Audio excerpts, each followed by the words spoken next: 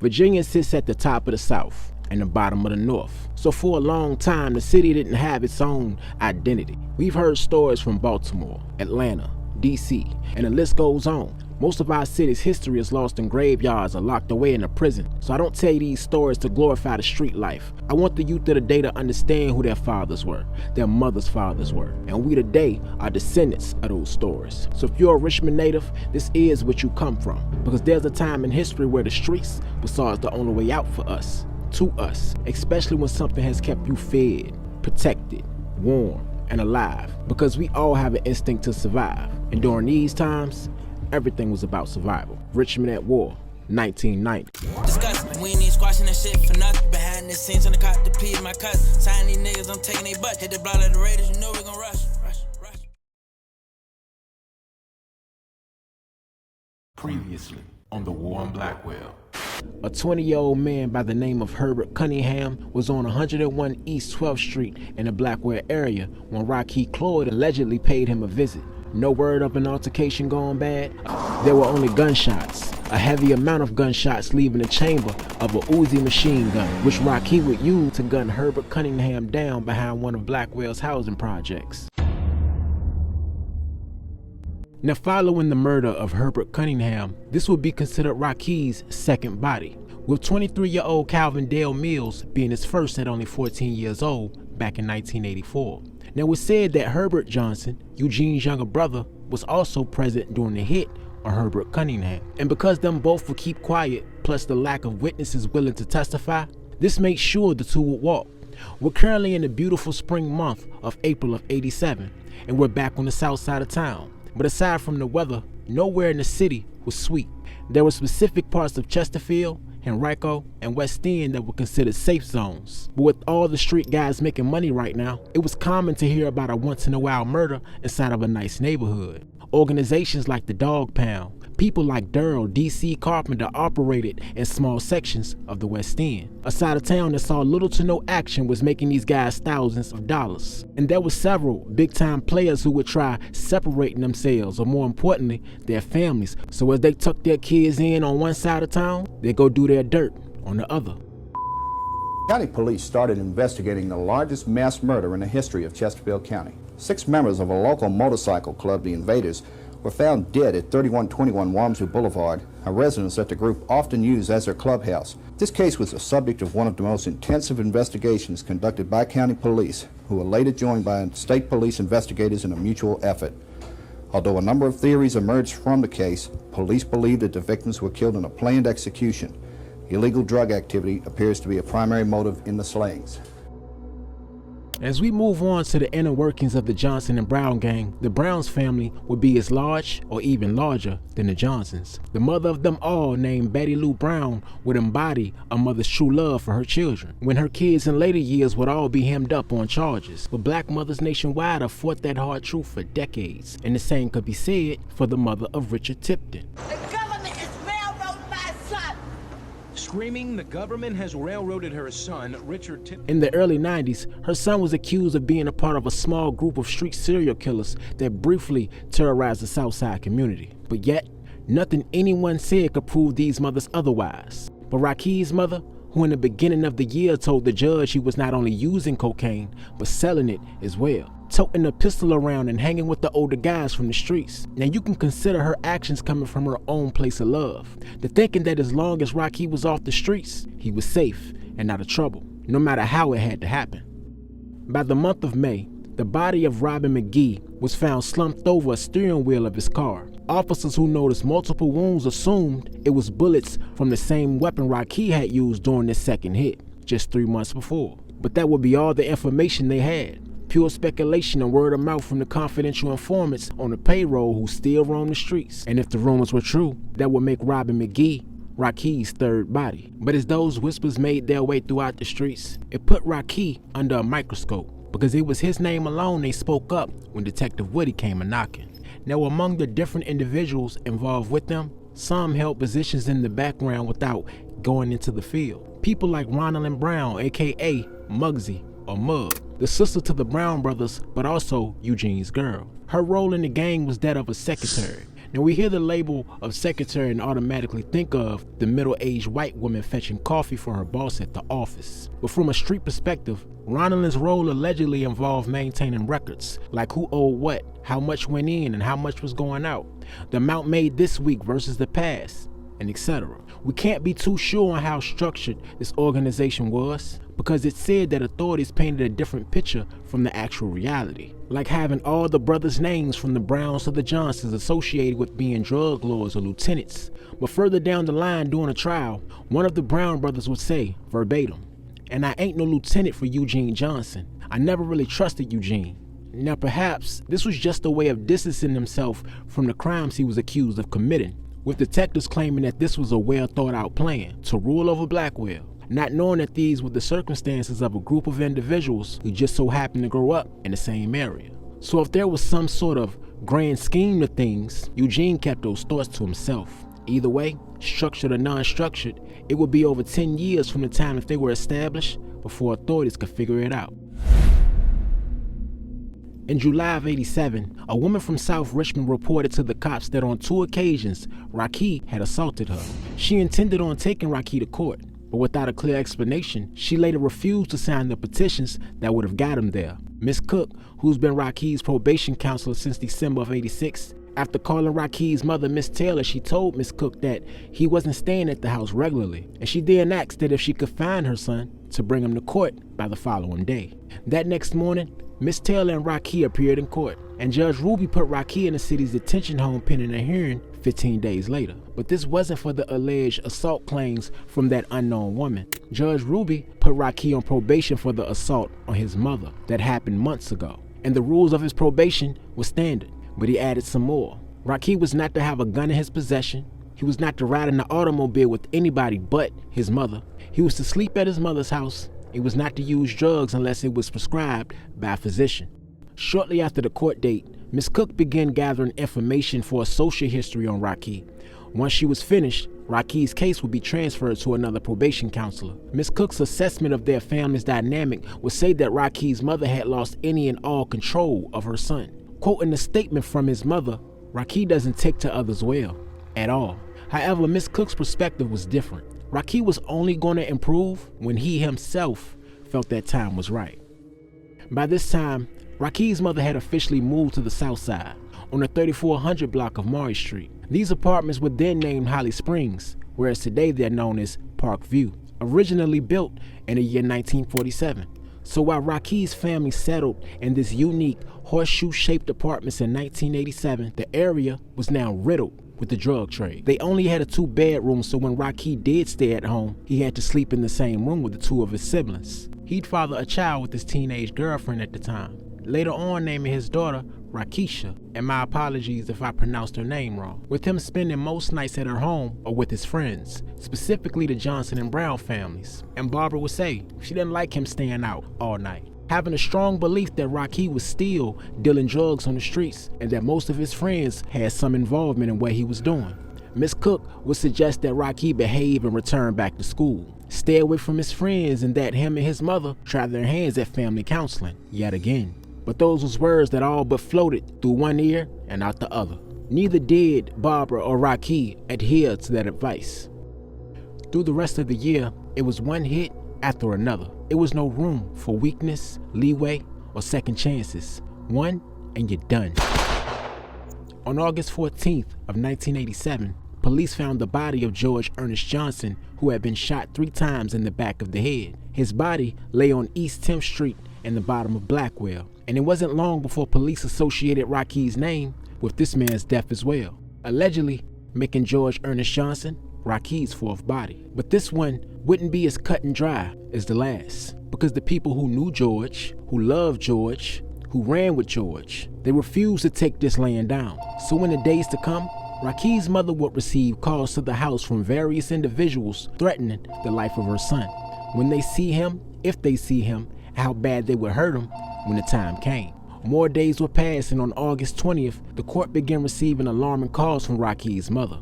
In a voicemail message, Barbara felt her son's life was in danger, saying he was being accused of a murder on 10th Street by family members of George Johnson. A supervisor who returned her call suggested that she immediately contact the police. which she wasn't too receptive of. They ultimately floated the idea of her letting Rakie stay with someone out of town for a while, then after to call back and let him know where he was. 4 more days would pass, and Judge Ruby returned to his office seeing a "while you were out" memo that was left for him. And it was a message regarding Barbara's concern for her son, quoting it being a life or death matter.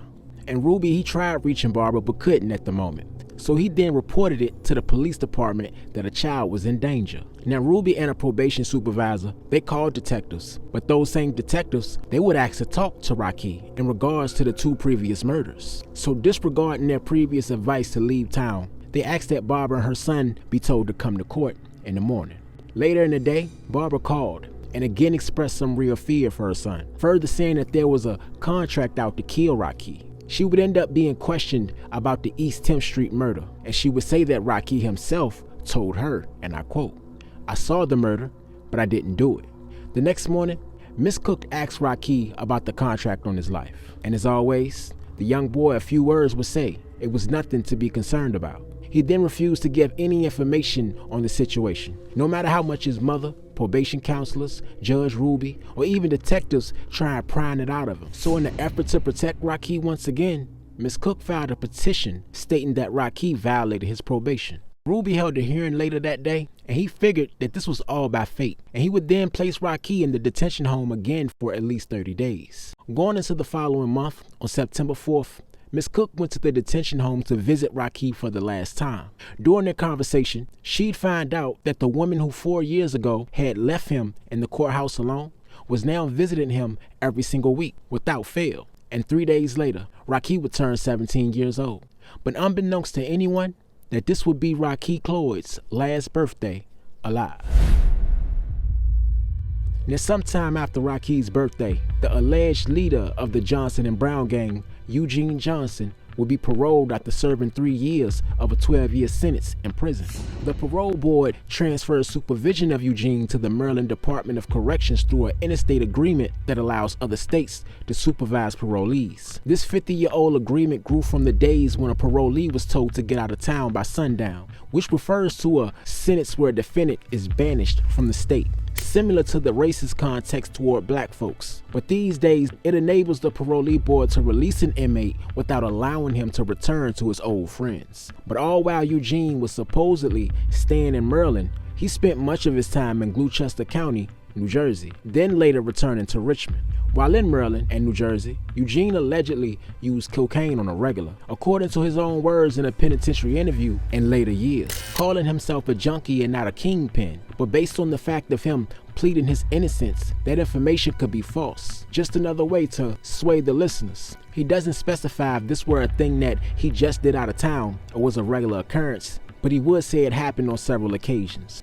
All these activities were against his probation mandate, so they consider Eugene an absconder, but simply put, he had disappeared. Maryland officials refused to give further details on Eugene's actions, but it wouldn't stop a Virginia judge putting out a warrant for his arrest. So after arriving back to Richmond, Eugene wasted no time at hitting the streets, attempting to kill an arch enemy of his. It was never said who he attempted to kill or the reasoning behind it, but it was urgent enough to try his hand upon his release. It's a popular law in Virginia. In a recent News Channel 6 Mason-Dixon poll, 69% of Richmond Metro residents favor capital punishment. But ironically, juries in Richmond, the city with the state's highest murder rate, are slow to sentence a defendant to death. Crimes like the ones committed by Timothy Spencer, the Southside Strangler. He raped, tortured, and murdered 4 women, including a 15-year-old Chesterfield girl. Detective Whitty and his partner, Detective Coleman, would say they were seeing something different. That fall of '87, the police bureau assigned Whitty and Coleman to investigate the murders happening in Blackwell, and by then, there had been 13 to 14 bodies in that community alone. And Detective Whitty believed Rakie and the rest of his gang was a huge part of the reason why. One of Whitty's snitches had told him that Rakie was killing with no emotion. It seemed to be easy for him, and because of this, they badly wanted him off the streets. Getting the evidence, though, was another matter. Even though Rakie, who sat inside a detention home, was far from sliding on the opposition, they knew it was only a matter of time before that 30 days was up. But the one thing that bothered them the most was the amount of informants who brung up Rakie's name was too afraid of him to testify. So knowing that they'd bump into Rakie at some point or another, they'd follow his every move the next time they seen him in the streets, watching him and his guys ride around the city, day in and day out. And down to the 30th day, Rakie did his time, and reluctantly, the judge agreed to release him on September 23rd of 1987. Judge Ruby's reluctance was more so based on a fear for Rakie's life, and his mother's inability to move out of that crime-ridden neighborhood they lived in until the end of the year. So after the hearing, his new probation counselor named Harris was trying to nudge Rakie back towards school. And after Harris started visiting Rakie once every week, by the following month of October, he started attending George Worth High on a regular, well, at least for now. While Rakie played the role of good student for the time being, his guys were dealing with a lot of undue heat from law enforcement. By the middle of October, brothers Reginald and Herbert Johnson were being detained inside of their Blackwell apartment. Other than the common snitch or two, the brothers really didn't know the real backstory as to why their home had been raided so sudden that day. And while police conducted their search, they stumbled upon cocaine, firearms, a large amount of cash, and a letter. A letter that was mailed by Eugene while he was incarcerated for the past 3 years. Now, we don't know the intended recipient of this letter. Even so, authorities claimed it to be meant for Reginald. Detectives would later in their investigation call this letter the Yo Sticks letter. So either the person Eugene's writing to is nicknamed Sticks, or he's using some original Richmond terminology, because Sticks, Stickman, or Stick was an old slang term originated in Richmond back in the 80s and 90s. It would be the same as saying, yo bro, or yo shawty. After reading the letter, detectives logged it in as evidence for a later trial, and it reads as follows. I'm stomping down on all them punks when I show. Tell Herbert to accept Ger's $1,200 as a loss, because you can't kill everybody. That's the name of the game. Just eliminate them by not killing them, and cut them loose on a string. Tell Reg I'll be out to join him and Herb to put things back the way it should be. I'm the leader of the show. Detectives later associated the term stumping from the letter as means to killing, which isn't false, but it was also used in the manner of fighting or simply defeating your opponent, no matter the context. Now, close to 2 weeks later, it's the night before Halloween on October 30th of '87. A man lay face down on the sidewalk with a bullet inside his head. The sun was on its way down, as it was a little after 6 p.m. when his body was found, and he was rushed to MCV downtown after paramedics found a pulse. But it would be short-lived, as he'd pass away on arrival. His name was James Reginald White from the Fairfield Projects, a man who was heavy in the streets as well, being wanted and captured by the FBI back in 1982 for attempting to rob the First Emergence Bank branch off of 1215 Jefferson Davis Highway. He was almost outside the door, but he and his partner dropped their bags of money after a dye pack exploded from the inside. With an investigation underway, a 16-year-old boy associated with the Johnson and Brown gang was suspected to be the triggerman. Now, there were only a few young guys under the age of 18 at the time considered to be a part of the gang's inner circle. Rakie had just turned 17 a month ago, so that left the possibility of William Harvey, aka Little Billy, doing the hit, which is pure speculation, by the way. But due to the boy's age, his name was never released after being arrested and charged for James' murder. And without fail, the young boy would keep his mouth shut. With no murder weapon, no evidence directly connecting him to the scene, and no eyewitnesses, it was likely that police thought he would break under the pressure. The detectives and informants in the streets would be more than sure through word of mouth that he was the adolescent killer, but yet, charges were dropped shortly after. Ever since Rakie's introduction to his new probation counselor, Harris, he would talk on the phone and meet up with him on a regular.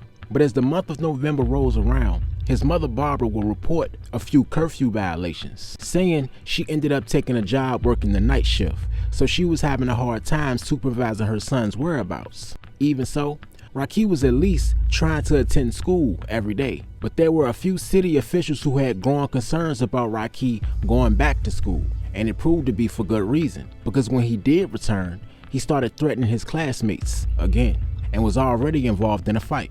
Now, unbeknownst to Rakie, in the midst of all this, police officials had been working hard to build a case against him for months. Even among their dream team of street snitches, there wasn't a soul willing to cross this young boy, a kid no less. Their goal was to seek out individuals who had killed more than once, because the theory was they were most likely to kill again. Once you do it once or twice, it becomes second nature. Officers, detectives, and officials were consistently being told that it didn't bother Rakie to kill. And as they say once before, and I quote, "We knew we had to get him off the streets." On the day of November 31st, 3 men were found shot to death within 2.5 hours of one another, raising the city's homicide total to 78 for the year of 87. The murders occurred in different parts of the city, so there were no indications that they were related. One man was found in the middle of the street off of 100 South Allen Avenue at 3:24 a.m. Another guy was found on the north side at 3:30 a.m. He was face down in a body of water in front of 355 Matthews Street, shot several times in the head. And less than 15 minutes before those two were found, they found a 31-year-old man named Ronnie Anthony Robinson on the south side around 3:10 a.m. on 1207 Stockton Street, close to apartment B. After examining the scene, they found gunshot wounds to Ronnie's head and back, and a bag of cocaine cuffed inside his hand, believing without a shadow of a doubt that the murder was drug-related. Now, I emphasize Ronnie's death because Reginald Johnson would be accused of killing him. And like most cases against the Johnson and Brown gang, the charges, they were dropped. Reason being, there was a key witness who was said to have seen the entire thing play out, and he was set to testify against Reginald the following year. But before he could do so, he was found shot multiple times in a car in front of a home off of 3100 block Oxnard Road in Henrico County. And according to the police, the property belonged to Reginald. If this is factual, you could imagine that the apartment raided almost 2 months ago was just a trap spot for Reginald. But it was strange to hear, because after getting away with so many crimes from the past, attempting to kill a key witness in your own murder case, then leaving him in front of a home registered in your name didn't seem like the best decision. But rumors were spreading, saying that the police had everything to do with it to get Reg off the streets. But nothing would come from it, especially because it was the word of a cop against a known felon with a rap sheet. Now, we know that Detective Whitty and his partner Detective Coleman were assigned to investigate the murders in Blackwell the beginning of fall, but they were more than short-handed even with the help of other detectives. So eventually, on the day of December 8th of 1987, a new task force was formed to combat the ongoing carnage in the community. During the same month of December, Rakie's mother didn't have any complaints regarding him being in trouble, also saying that his new adjustment had been working out well and felt Rakie was becoming more responsive to his mother's supervision.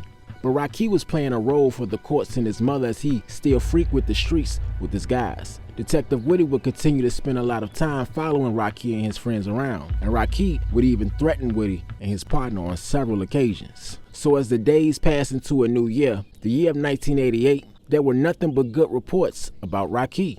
On paper, that is. But Whitty knew better. They saw everything.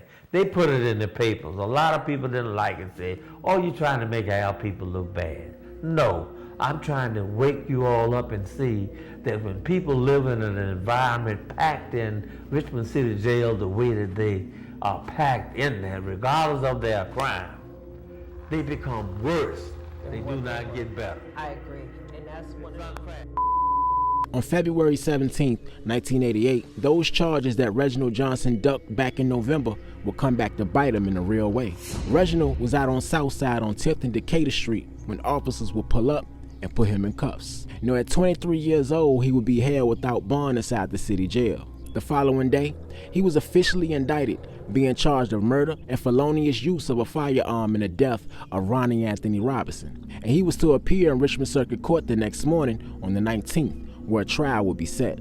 Now, along with Reginald, a 16-year-old boy who was also charged with murdering Ronnie, the same unnamed minor who was charged with the murder of a Fairfield native, James Reginald White. We assumed it to be the identity of William Harvey, aka Little Billy, but that again is speculation. So as of now, the unknown 16-year-old was sent to a detention center awaiting a court date.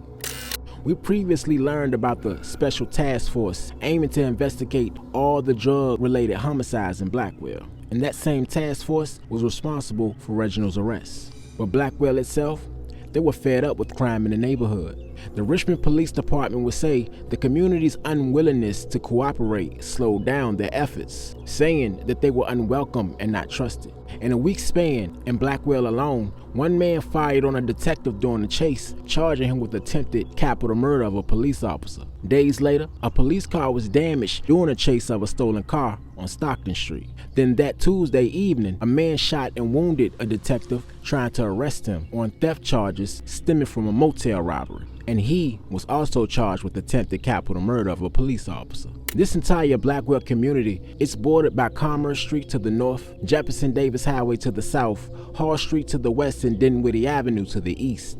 And it's a mix of modest, working-class homes, public housing complexes, burnt-out buildings, and vacant lots with hard, bare patches of dirt. But the area didn't become bad overnight. Over time, more and more officers would refuse to even enter the borders of Blackwell, let alone work a case. So that extra police attention it has now in '88 was long needed years before. As the month of February came to an end, Rakie would get into yet another fight in school. Turns out, Rakie had been hustling in and around the school, which caught the attention of a few older guys. But we're not talking older students. These were fully grown men who decided to enter the school and confront Rakie, feeling some type of way on Rakie's choice to grind in their section. And from a street perspective, they weren't wrong. But because of his age, it was seen as cowardly to some folks. The guys who really had a problem with Rakie was around the same age, and they attended the same school. But with the kind of weight that his name carried outside of the school is what kept these young boys at bay. There were rumors of Rakie actually letting off a gun inside of George Wythe, and it mattered none if that rumor was confirmed or not, because it all but contributed to his reputation as someone to be reckoned with. So the older guys who confronted Rakie would then put hands on him, beat him up good, leaving him with a bruised and puffy face. But in his mind, that situation was far from over. He left school and returned with 2 Cadillacs full with his guys, strapped down to the boots with shotguns, pistols, and automatics, and they went looking for the boys who jumped him. In a way, you could say they had the school surrounded. But unbeknownst to Rakie and his gang, school officials had already notified the police about the altercation, saying that they felt this would go further than the normal scuffles they had every other day. So Woody and his partner Coleman were waiting for him. Upon stopping one of the cars, they chased Rakie and his guys as they ran and hid from him. They were only able to confiscate 1 shotgun that was left in the back seat, and they found out later that they hid the guns in the woods. The detectives warned school officials about what was going on, and Rakie was ultimately suspended. But Rakie and his boys would leave a strong statement. And like regular scheduled program, he was back at school after a few days of suspension. Now on the day of March 1st, Harris asked that Rakie meet him after school in his office if he hadn't seen him by then. But Rakie, he would never finish school that day. This was because Detective Woody and Detective Coleman met him there first. And as Rakie sat at his desk among all of his peers, they pulled him from the classroom, arresting him on the spot. Hearing the words, "Rakie Cloyd, you are now under arrest for the murder of Herbert Cunningham." But why? After all this time? Questions that Rakie would ask himself in his mind, as he would only give yes or no answers after being read his Miranda rights. There was a young man by the name of Lloyd G, who just the day before came forward saying that he'd seen Rakie kill Herbert Cunningham a year prior, and he was more than willing to testify on the stand.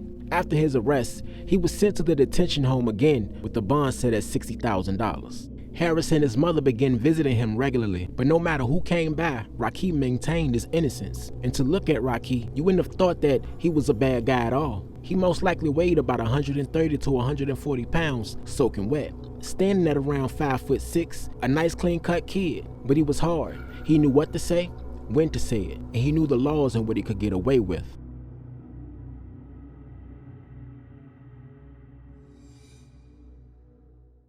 Hood legend, yeah, these the realest words I was spit on wax. Boog in the hood, I crawl through the crevices and I slip through the cracks. I live through the earls of the browns and flax. Live through the earls of the made the range, Rakies and the Marcanes. Soldiers like Becker changed the game. It's like Smitty with his dump truck. Soldiers like Fish Finger Cluck Cluck. Murder Prince was cold-blooded. Richmond Ray was so flooded. Turning false at all. Riley boys, Hardy calls.